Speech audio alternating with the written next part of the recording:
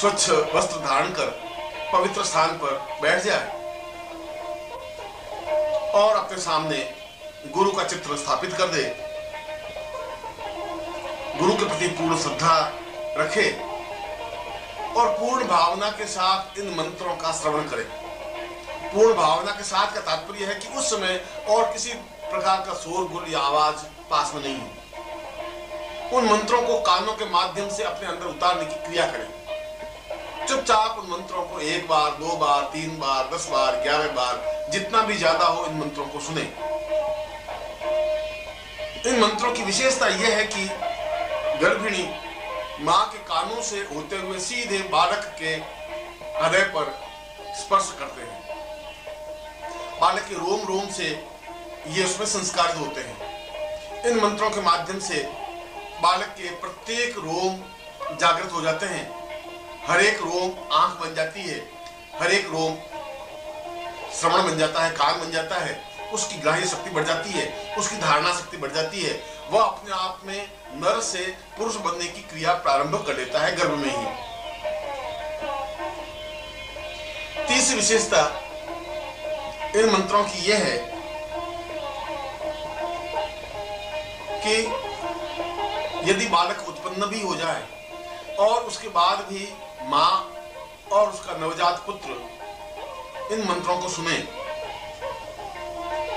तब भी उस बालक में एक श्रेष्ठ संस्कार प्रारंभ होते हैं और वह अपरिपक्व मस्तिष्क या वह शिशु अपने आप में पुरुष बनने की क्रिया प्रारंभ कर लेता है। उसकी ग्राह्य शक्ति और धारणा शक्ति बढ़ जाती है, उसमें अच्छे संस्कार बन जाते हैं।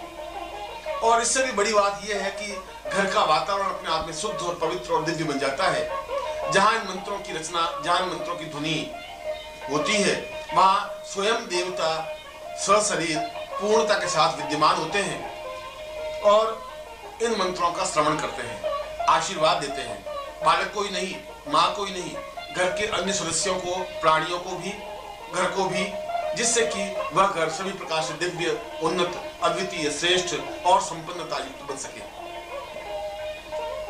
तीसरी विशेषता इन मंत्रों की यह है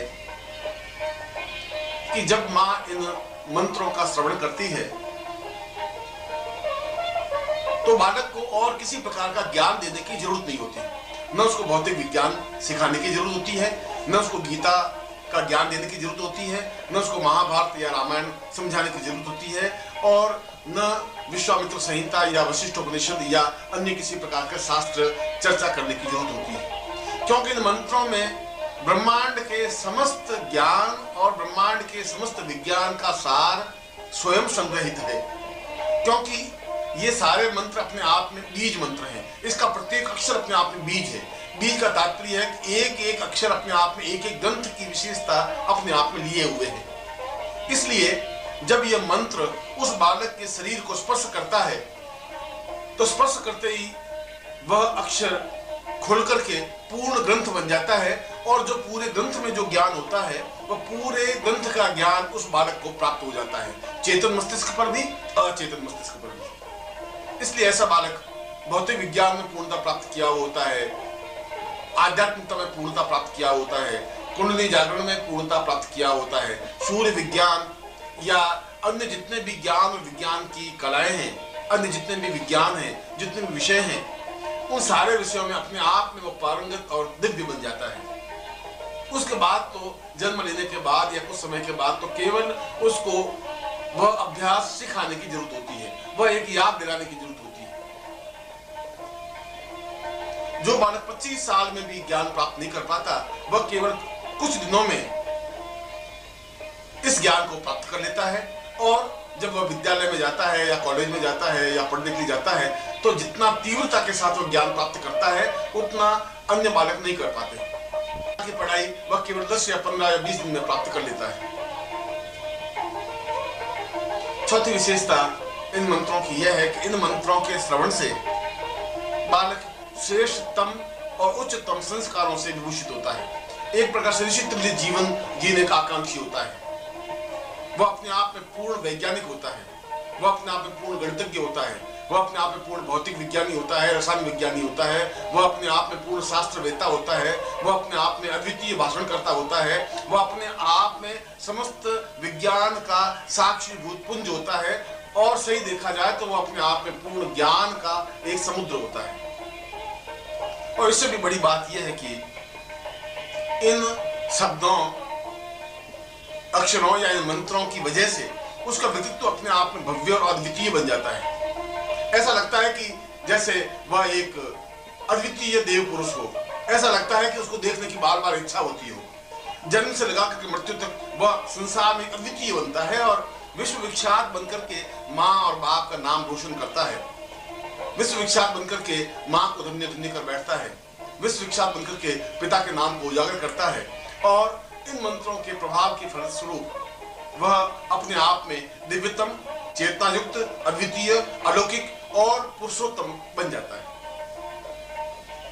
और पांचवी विशेषता, इन मंत्रों को श्रवण करने से बालक का सभी दृष्टियों से पूर्ण विकास होता है। वह ज्ञान के, शास्त्रों के, धर्म, अध्यात्म, उपनिषद, वेद, पुराण और जितना भी हमारा गूढ़ ज्ञान है उनको वह पूर्ण रूप से प्राप्त किए हुए होता है। एक प्रकार से देखा जाए तो वह कायाकल्प संपन्न होता है। सही अर्थों में देखा जाए तो ज्ञान का एक तेजस्वी पुंज होता है। अगर पूर्ण रूप से देखा जाए तो उसमें वह सब चेतना होती है जिस पर वह अलौकिक बन सकता है। जन्म लेने के बाद वह किसी भी विषय पर धारा प्रवाह बोल सकता है, वह चाहे उसने पढ़ा है चाहे उसने नहीं पढ़ा है। गीता पर बोलना हो तो धारा प्रवाह 2, 3, 4, 6 घंटे बोल सकता है। ठीक उसी प्रकार से अणुविज्ञान पर भी वह घंटों बोल सकता है, और सटीक, सतर्क, तर्क के साथ, पूर्णता के साथ, अद्वितीयता के साथ। इसीलिए ये मंत्र अपने आप में देव मंत्र कहे जाते हैं, देवेतर मंत्र कहे जाते हैं, देवोत्तम मंत्र कहे जाते हैं, अलौकिक और अद्वितीय मंत्र कहे जाते हैं, और चेतना युक्त मंत्र कहे जाते हैं। इन मंत्रों को घर में भी यदि हम सुनते रहते हैं या नित्य प्रातः काल पूजा के समय इन मंत्रों को सुने तो हमारा दैनिक कार्यकलाप अपने आप में एक अलौकिक बन जाता है। हमारे शत्रु अपने आप में समाप्त हो जाते हैं, हमारे कार्य अपने आप में सरल और सुगम बन जाते हैं, देवता हमारी बराबर रक्षा और मदद करते रहते हैं, हमारे सारे काम में सुविधापूर्वक संपन्न होते रहते हैं, हमारे चेहरे पर एक ओज, तेजस्विता प्राप्त होती है, और हम जीवन में जो कुछ करना चाहते हैं वह सही अर्थों में अपूर्णता के साथ कर बैठते हैं, हमारे आगे के रास्ते खुल जाते हैं। और ठीक उसी प्रकार से यदि स्त्रियां इन मंत्रों का श्रवण प्रातः काल एक बार कम से कम कर लेती है, वह चाहे गर्भिणी हो चाहे नहीं हो, चाहे उसके गर्भ में बालक हो या नहीं हो, यदि वह सुनती हैं तो उसके चेहरे पर एक अद्वितीयता प्राप्त होती है, एक ओज प्राप्त होता है, एक सलज्जता प्राप्त होती है, एक सुंदरता प्राप्त होती है, सारा शरीर एक सांचे में ढल जाता है और उसका स्वरूप और उसका रूप अपने आप में अलौकिक और अद्वितीय बन जाता है। उसको देखने वाला ठक से खड़ा रह जाता है कि वास्तव में एक नारी सौंदर्य है। इन मंत्रों के प्रभाव के फलस्वरूप पूरे शरीर का कायाकल्प होने लग जाता है, पूरे शरीर में आलोड़न विलोड़न होने लग जाता है, पूरे शरीर का अपने आप में तेजस्विता का पुंज बनने लग जाता है। इसीलिए इन मंत्रों का प्रभाव गर्भस्थ बालक पर, गर्भिणी पर, घर के वातावरण पर, घर के लोगों पर, पुरुषों पर, बालकों पर, स्त्रियों पर और वृद्धों पर, सभी पर समान रूप से उपयोगी, अलौकिक और अनुकरणीय होता है।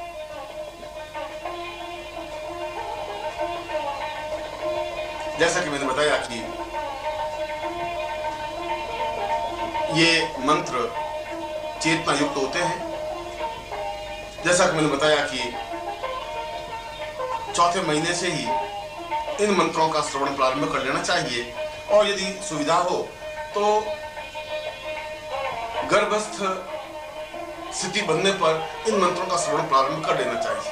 मेरे अनुभव में यह भी आया है कि यदि गर्भ धारण नहीं होता है और यदि माँ या स्त्री इन मंत्रों का श्रवण करती है तो शीघ्र ही गर्भ धारण करने की क्षमता प्राप्त कर लेती है। जिनके घर में कई वर्षों से संतान उत्पन्न नहीं हुई, जिनके जीवन में केवल लड़कियां ही लड़कियां हुई, पुरुष या पुत्र उत्पन्न ही नहीं हुआ, उन्होंने भी इस प्रयोग को आजमाया और उनके घर में तेजस्वी बालकों ने जन्म लिया। इसका मतलब है कि यह मंत्र पुत्र प्रदाता है, यह मंत्र अपने आप में पुत्र को देने वाला है। यह अपने आप में पुरुष को पूर्णता प्रदान करने वाला है। इन मंत्रों के प्रभाव से घर में पुत्र उत्पन्न होता है और सही शब्दों में कहा जाए तो बांझपन जैसा शब्द इस भविष्य में नहीं रह पाता। इसीलिए इन मंत्रों को सर्वोपयोगी बताया गया है, इन मंत्रों को अद्वितीय बताया गया है, इन मंत्रों को अलौकिक बताया गया है। यद्यपि ये मंत्र शब्दों से विभूषित हैं, अक्षरों से विन्यासित हैं, परंतु इन मंत्रों की स्थिति अपने आप में अलौकिक है, अद्वितीय है। और उससे भी बड़ी बात यह है कि इन मंत्रों की ध्वनि मौलिक और अद्वितीय होनी चाहिए। शास्त्रों में इसके बारे में स्पष्ट रूप से बताया गया है कि प्रत्येक स्त्री जो भी इस प्रकार की भावना रखती है, जो भी इस प्रकार की विचार रखती है, वह अपने पति की आज्ञा लेकर अपने योग्य गुरु से दीक्षा प्राप्त करे और दीक्षा के बाद में वह पुंसपन संस्कार या चेतना संस्कार संपन्न करावे। यदि ऐसा नहीं होता है तो केवल इन शब्दों या मंत्रों को सुनकर के भी चेतना संस्कार संपन्न किया जा सकता है। इसके लिए जरूरी नहीं है कि गुरु के पास जावे ही, इसके लिए जरूरी नहीं है कि दीक्षा प्राप्त करे ही। बिना दीक्षा प्राप्त किए भी इन मंत्रों को सुना जा सकता है, बिना दीक्षा प्राप्त किए भी चेतना प्राप्त की जा सकती है या बालक को चेतना संस्कारित किया जा सकता है। परंतु यदि संभव हो, यदि सुविधा पूर्वक हो, यदि सुगम हो, तो गर्भ में जिस समय बालक है उस समय 1 या 2 दिन के लिए गुरु के पास अपने पति के साथ अवश्य जाए और दीक्षा प्राप्त करे, पुंसवन संस्कार संपन्न करावे, चेतना संस्कार संपन्न करावे। मगर यदि बाधाएं हैं, अड़चने हैं, दूरी है, व्यवस्था है, तो इस मंत्रों को प्रातःकाल और सायंकाल अवश्य ही सुने, अपना आचरण शुद्ध और पवित्र रखे, दिव्यता युक्त रखे और जिस समय इन मंत्रों को सुने उस समय पूर्ण संस्कारित होकर के सुने। अपने स्वरूप को सजाकर, सुंदर वस्त्र धारण कर, बालों को सुंदरता से विभूषित कर बैठे और सामने गुरु के अत्यंत भव्य और सुंदर चित्र को स्थापित कर दे। स्थापित करे पूर्ण भव्यता के साथ, स्थापित करे पूर्ण श्रद्धा के साथ, सम्मान के साथ। उस स्थान पर उस चित्र को स्थापित करें जो अपने आप में श्रेष्ठतम स्थान है, पूजा का स्थान है। और फिर प्रातःकाल उठकर गुरु का चिंतन करे, गुरु पूजन करे और हाथ जोड़कर उनसे वरदान प्राप्त करे कि मैं श्रेष्ठ बालक को जन्म देना चाहती हूँ, मैं एक योग्य और अद्वितीय बालक को जन्म देना चाहती हूँ, मैं पूर्ण पुरुष को इस पृथ्वी पर अवतरित करना चाहती हूँ, मैं एक ऐसे बालक को धरती पर उतारना चाहती हूँ जिससे कि इस धरती में वह अपने आप में अद्वितीय बन सके, विश्व विख्यात बन सके, मेरे नाम को गौरवान्वित कर सके, मेरे पूर्वजों के नाम को श्रेष्ठ युक्ता बनाया जा सके। और फिर गुरु मंत्र का जाप करे। गुरु मंत्र जाप करने के बाद इन मंत्रों का श्रवण करें।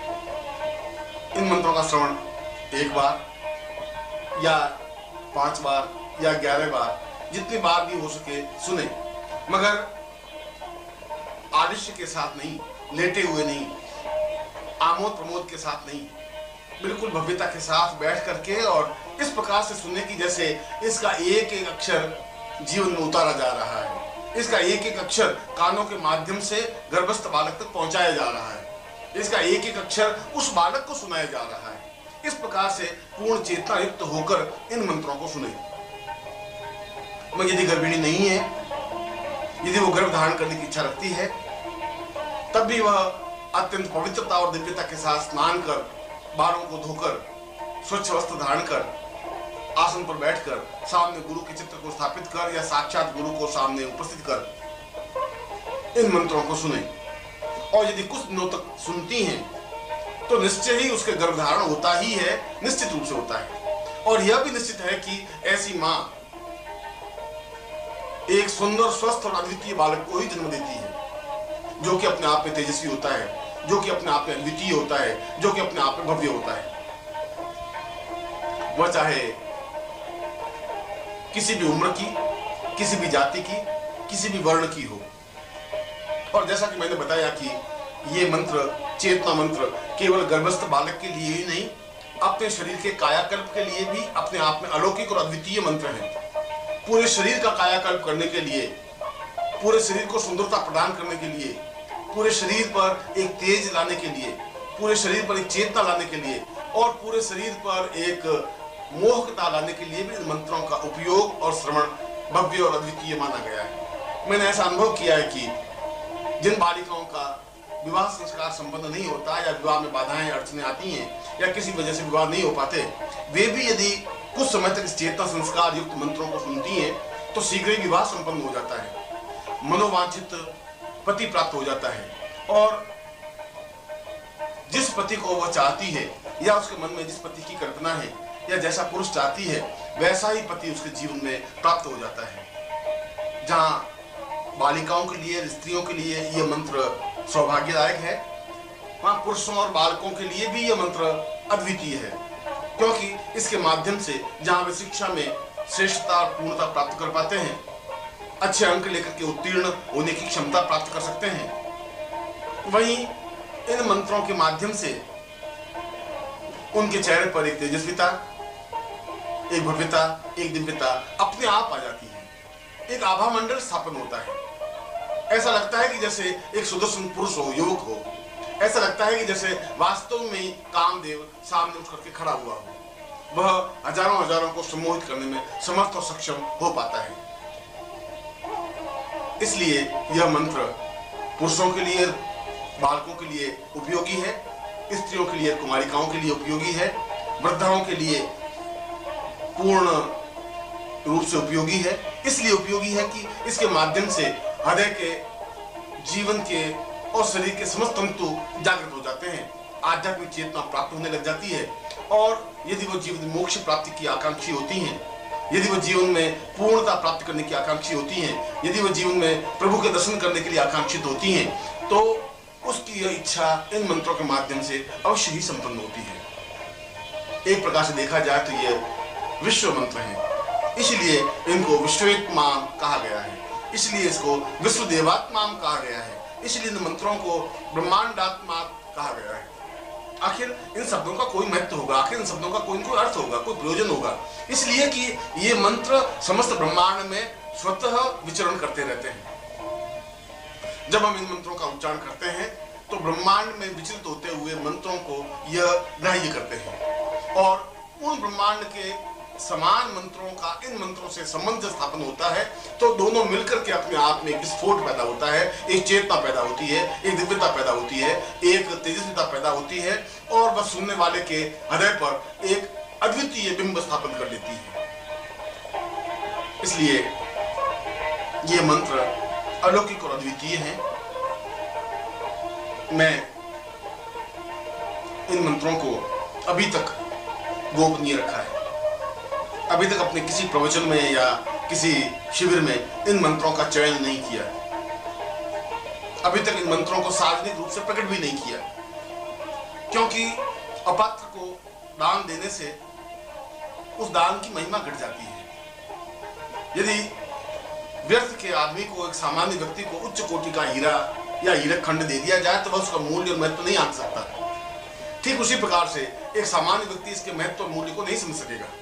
इसलिए मूल्य और महत्व समझने के लिए योग्य पात्र, योग्यता अत्यंत आवश्यक है और मैं अब उन मंत्रों को स्पष्ट कर रहा हूं जिनको तेजस्वी मंत्र कहा गया है, चेतना मंत्र कहा गया है, तेजस्विता युक्त चैतन्य मंत्र कहा गया है।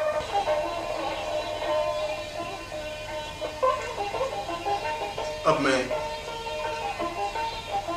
चैतन्य संस्कार से संबंधित उन मंत्रों का उच्चारण कर रहा हूं जो प्रकृति निर्मित हैं, जिनको न देवताओं ने बनाया है, न गंधर्वों ने, न यक्षों ने, किन्नरों ने, न मनुष्यों ने, न ऋषियों ने, जो स्वयंभू हैं, जो अपने आप में उत्पन्न हैं, जो मंत्र अपने आप में दिव्य और चेतना युक्त हैं। उन मंत्रों को मैं उसी ध्वनि के साथ उच्चारित कर रहा हूं, क्योंकि मंत्र के साथ ध्वनि अत्यंत आवश्यक और अनिवार्य तत्व है। उस ध्वनि के साथ उच्चारण कर रहा हूं जिस ध्वनि के साथ प्रकृति ने इसको निर्मित किए हैं। प्रकृति के वातावरण से जिस ध्वनि के साथ उत्पन्न हुए हैं उसी ध्वनि के साथ में मैं इनको स्पष्ट कर रहा हूं। इसलिए जिनके पास श्रवण करने के लिए ये मंत्र हों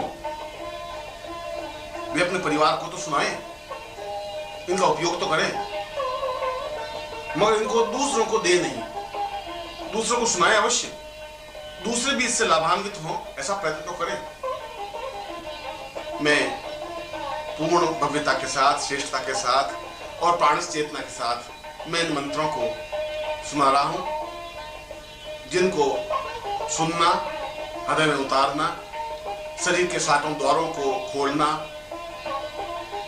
और क्रिया योग और कुंडली जागरण का एक प्रारंभिक और अंतिम श्रेष्ठतम प्रयोग है, जिसके माध्यम से कुंडली जागरण हो सकती है, जिसके माध्यम से क्रिया योग संपन्न हो सकता है, जिसके माध्यम से शरीर के सातों द्वार जागृत हो सकते हैं, जिसके माध्यम से नर अपने आप में पूर्ण पुरुष बन सकता है और जिसके माध्यम से जीवन की पूर्णता, श्रेष्ठता, सफलता और संपन्नता प्राप्त हो सकती है।